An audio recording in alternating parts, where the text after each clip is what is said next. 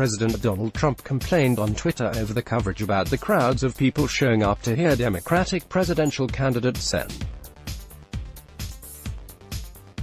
Elizabeth Warren, DMAS, speak, saying his crowds are bigger than hers and the media ignores them, Trump tweeted.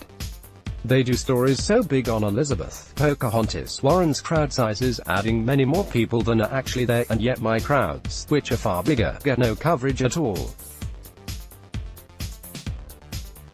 Fake news. As Warren climbs in the polls, she is attracting large crowds at her campaign events, drawing an estimated 15,000 at a Seattle rally Sunday and 12,000 at an event in St. Paul, Minnesota.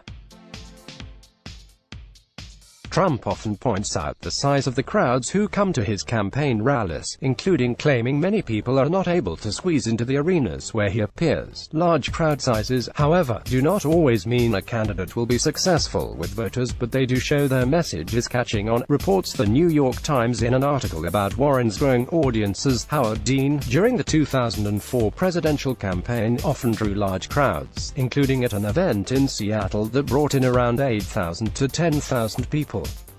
Sen.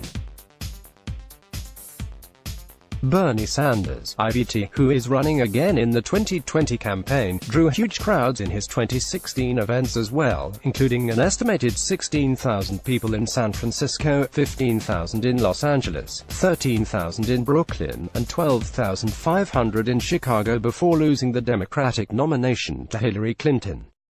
Warren's campaign says her crowd sizes validate her strategy of devoting time to town halls, and then sticking around for selfies, rather than holding private fundraisers with rich donors. Let's block ads.